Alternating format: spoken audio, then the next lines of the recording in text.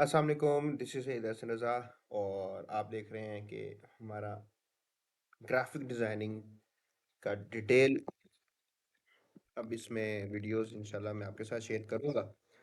From scratch से, from very beginner students के लिए। तो स्टार्ट करते हैं। लास्ट वीडियो लेक्चर के अंदर मैंने आपको थोड़ा-सा इंट्रोडक्शन दे दिया था अबाउट एडोब फ़ोटोशॉप और मैंने इसको जस्ट ओपन किया है। ओपन करके मैं यहाँ से अपनी एक न्यू फ़ाइल लेना चाह रहा हूँ। मैं ऐसे कह रहा हूँ कि न्यू फ़ाइल जो है ये मेरे पास फर्स्ट लेक्चर है। फर्स्ट डिटेल लेक्चर है जी, ठीक है? अब इसके अंदर आपको काफ़ी सारे ऑप्शंस मिल जाते हैं कि आपने फ़ोटो बनानी है या कोई प्रिंटिंग है या इलस्ट्रेशन बनाना चाह रहे हो या कोई वेब की टेम्पलेट डिज़ाइन करना चाह रहे हो, उसके बाद फिर आप फ्रंट एंड डेवलपर के ज़रिए से आप उसको डेवलप करवाना चाह रहे हैं।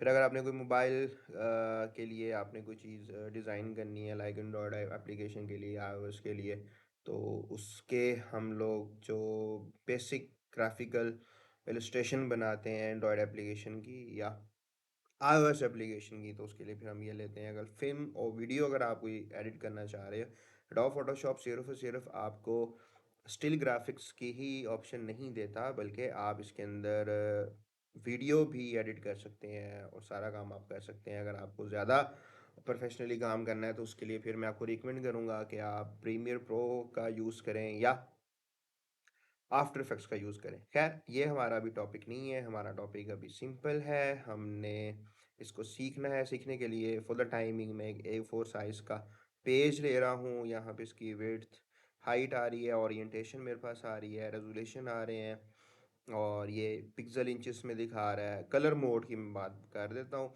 अगर आपने कोई ऐसी चीज़ डिज़ाइन करनी है जो आपने डिजिटल मार्केटिंग, डिजिटल मीडिया पे देनी है, तो फिर आप क्या कर सकते हो, आप आरजीबी कलर यूज़ करोगे। अगर आपने कोई चीज़ प्रिंट करवानी है कलर प्रिंटर से, फिर जो हम कलर मोड यूज़ करेंगे वो CMYK कलर मोड यूज़ करेंगे। तो फॉर द टाइमिंग मुझे क्योंकि डिजिटल मीडिया के लिए ही बनाना है आपको सिखाने के लिए, तो मैं आरजीबी कलर ही रहने दे रहा हूँ। और देन उसके बाद कुछ इसकी एडवांस ऑप्शंस हैं। वर्किंग प्रोफाइल बताएगा, कंटेंट बैकग्राउंड आप ब्लैक लेना चाह रहे हो या बैकग्राउंड कलर उठाना चाह रहे हो, वाइट लेना चाह रहे हो, by default white he select होता है, तो हम वाइट ही रहने दे देंगे। एंड देन उसके बाद में इसको सिंपल यहाँ पे hit on the create button. तो जी, आज हमने सिर्फ 2 टूल्स देखने और उन 2 टूल्स को हमने डिटेल के अंदर देखना है। फॉर एग्ज़ाम्पल मैंने एक कमांड आपको बताई थी कि ऑल्ट का बटन प्रेस करके स्क्रॉल अप ऊपर और नीचे करोगे तो ये ज़ूम इन ज़ूम आउट होगा।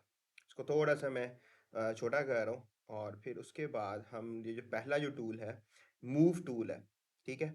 और ये मूव टूल किस तरह से काम करता है, इसको हम कैसे काम करते हैं? जनाब आप जो भी कोई टूल यूज़ करोगे, टूल यूज़ करने के बाद अगर आपने जो भी चीज़ डिज़ाइन की है या रेक्टेंगल बनाया है या सर्कल बनाया है या कुछ भी, उसको आपको उठा के इस पेज के ऊपर सेट करना है, तो उसके लिए हम मूव टूल यूज़ करते हैं।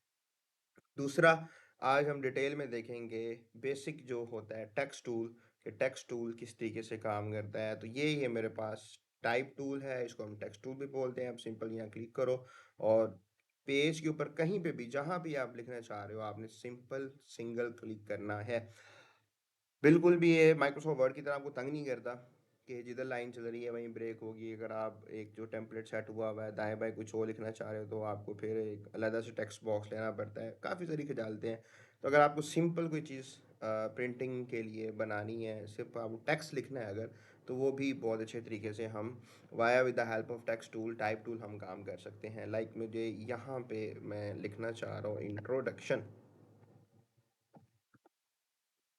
ओके, अब आपने ये चीज़ नोटिस की होगी कि इंट्रोडक्शन तो इसने लिख दिया, राइट? लेकिन नज़र नहीं आ रहा। नज़र क्यों नहीं आ रहा? ज़रा ऊपर ध्यान दो।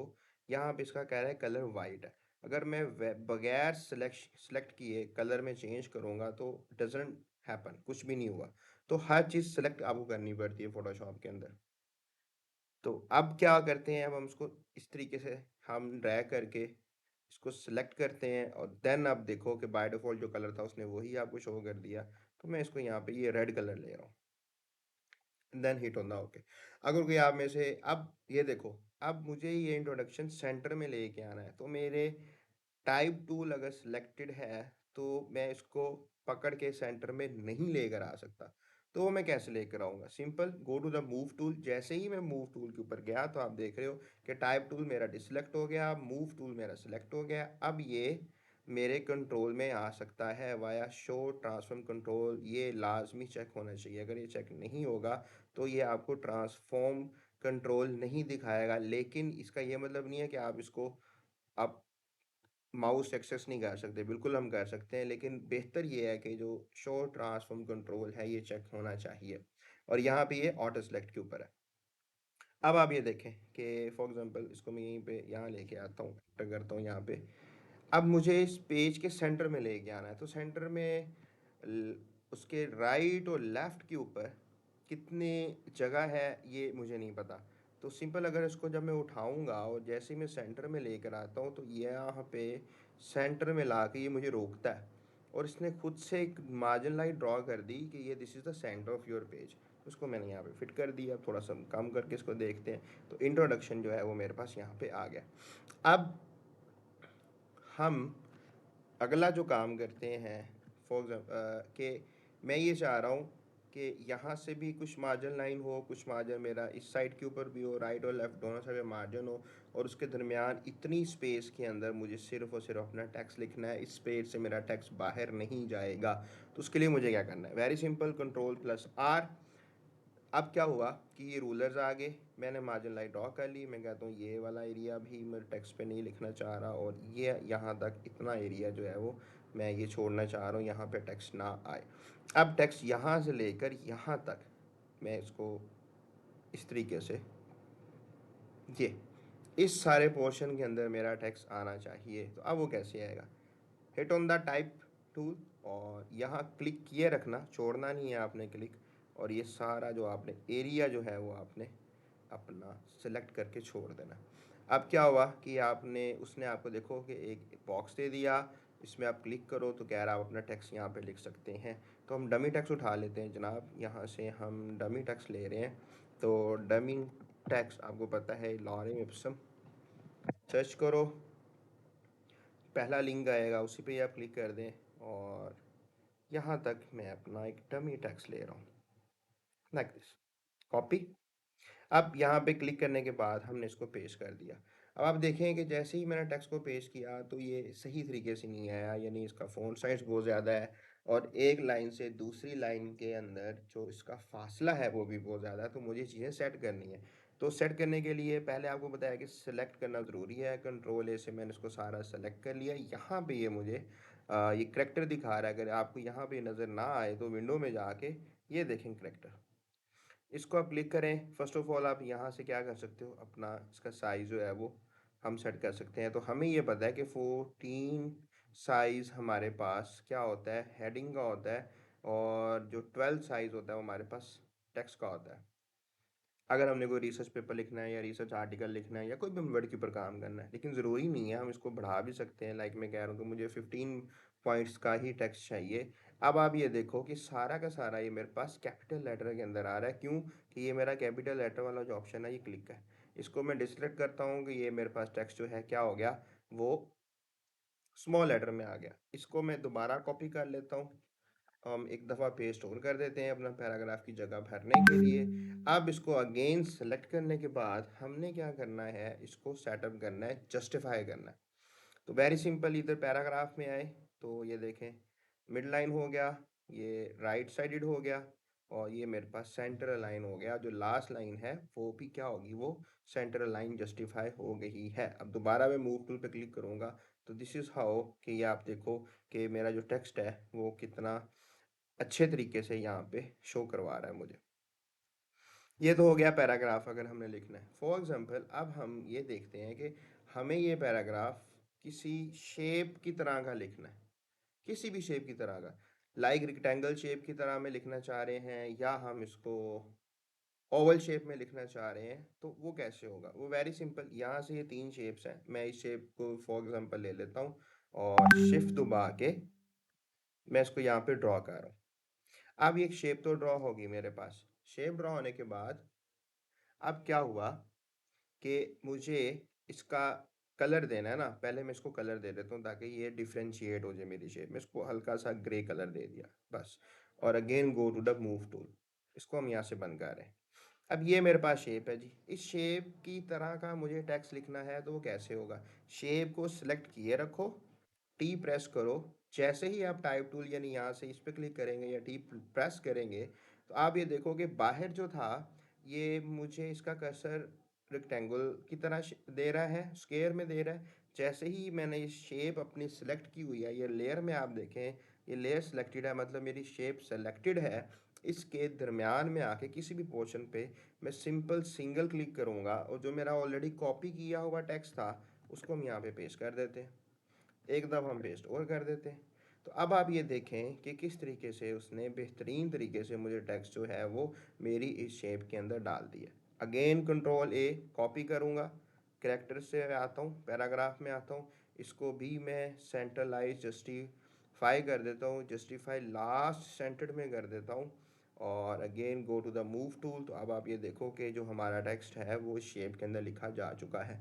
अब मुझे ये शेप नहीं चाहिए, सिंपल ये शेप सेलेक्ट करो और यहाँ से मैं इसको या तो इसको म्यूट कर रहा हूँ, विजिबिलिटी इसकी ख़त्म कर रहा हूँ, तब भी मेरा ये हो गया। अगर आपको विजिबिलिटी ख़त्म नहीं करनी या आपको ये शेप ही नहीं चाहिए तो आप डिलीट के बटन से इसको आप डल कर दोगे, तो इस तरीके से आपके पास यहाँ पे ये टेक्स्ट लिखा हुआ आ गया है। अब हम कोई और शेप ले लेते हैं। हम इधर से एक आते हैं जी, कस्टम शेप ले लेते हैं। लाइक मैं कहता हूँ कि मुझे अब इस शेप के अंदर अपने टेक्स्ट को लिखना है। सिंपल, ये मैंने शिफ्ट दबा के इसको शेप को यहाँ क्रिएट कर लिया और उठा के इसको मैं यहाँ सेंटर में ला रहा हूँ। अब यहाँ पे क्या हुआ कि जैसे ही मैंने इसको बनाया था इसको मुझे डिफ्रेंशिएट भी करना है। डिफ्रेंशिएट करने के लिए अब मुझे क्या करना पड़ेगा, इसको कलर देना पड़ेगा। अब यहाँ से मैं इसको कलर नहीं दे पा रहा, तो अब मैं इसको कलर दूंगा तो कैसे दूंगा? वेरी सिंपल, ये शेप सेलेक्टेड है, इस पर राइट क्लिक करें, ब्लेंडिंग ऑप्शन में जाएं और कलर ओवरले कर दो, तो ये रेड कलर ही मेरे पास आ गया। चलिए हम इसको रेड ही रहने देते हैं। अब इसको भी मैं यहाँ पे सेट कर रहा हूँ, शिफ्ट दबा के इसको ये आखिरी कंट्रोल से मैं थोड़ा और बिगर कर रहा हूँ टेक्स्ट को अब हिट ऑन द एंटर, मेरी ये शेप यहाँ पे प्लेस होगी। अगेन टाइप टूल लूँगा और इसके सेंटर के अंदर आके मैं इसको पेस्ट कर रहा हूँ, तो आप ये देखो कि इस शेप के हिसाब से मेरा टेक्स्ट आ गया है। अब क्योंकि शेप मेरी रेड कलर की थी, टेक्स्ट मेरा मैरून कलर का है, वो इसकी विजिबिलिटी क्लियर नहीं है मेरे पास, तो मुझे क्या करना चाहिए? मुझे वापस अपने टेक्स्ट को सिलेक्ट करना है, यहाँ से करेक्टर में जाना है, ये कलर मैरून लगा हुआ है, इसको उठा के मैंने यहाँ से यहाँ ऐसे वाइट कर दिया। वाइट करने के बाद आप मूव टूल पर वापस क्लिक करो तो आप ये देखो कि ये किस तरह तरीके से एक खूबसूरत तरीके से जो टेक्स्ट है मेरी शेप के अंदर मर्ज हो गया। अगेन यहाँ पे आ जाते हैं और हम इसको जस्टिफाई लास्ट सेंटर टू भी कर सकते हैं, सेंटर टेक्स्ट भी हम इसको कर सकते हैं। This one looks more better. तो ये इस तरीके से मेरा शेप के अंदर आ गया। अगर आपको शेप नहीं चाहिए तो टेक्स्ट की विजिबिलिटी भी आपको चाहिए होगी, उसके लिए अगेन मैं इसको रेड कर रहा हूँ और यहाँ से जो शेप है उसको मैं डिलीट कर रहा हूँ। तो ये मेरा टेक्स्ट जो है ये आप देख लो कि इस तरीके से भी यहाँ पे आ गया है। तो this is how very simple कि हमने एडोब फोटोशॉप के अंदर आज ये देखा कि हमारा टाइप टूल कैसे काम करता है, मीन्स के टेक्स्ट टूल कैसे काम करता है, हमने टेक्स्ट को कैसे उठा के सेट करना है, वो हमने मूव टूल से करना है। हम पैराग्राफ का एरिया लेके भी पैराग्राफिंग कर सकते हैं, हम हमारे पैराग्राफ को किसी शेप के अंदर भी डाल सकते हैं और हम हमारे पैराग्राफ को किसी भी कस्टम शेप के अंदर भी मोल्ड कर सकते हैं। तो होपफुल कि ये ट्यूटोरियल आपके लिए हेल्पफुल साबित होगा। इंशाल्लाह नेक्स्ट टाइम मिलते हैं जिसके अंदर हम मज़ीद कुछ टूल्स को देखेंगे और मज़ीद हम टेक्स्ट टूल को देखेंगे और फिर हम अपनी शेप्स को देखेंगे कैसे बनती हैं, और फिर उसके साथ साथ हम डिस्कस करेंगे कि हमने customise shape via pen tool कैसे करना है। और पेन टूल के बाद हम कुछ कलर ग्रेडिंग पढ़ेंगे और 5 कलर साइकोलॉजी देखेंगे और फिर इंशाल्लाह नेक्स्ट हम अपना प्रो मोड जिसके अंदर हमने मास्किंग को पढ़ना है उसकी तरफ जाएंगे। थैंक यू, टेक केयर, अल्लाह हाफिज़।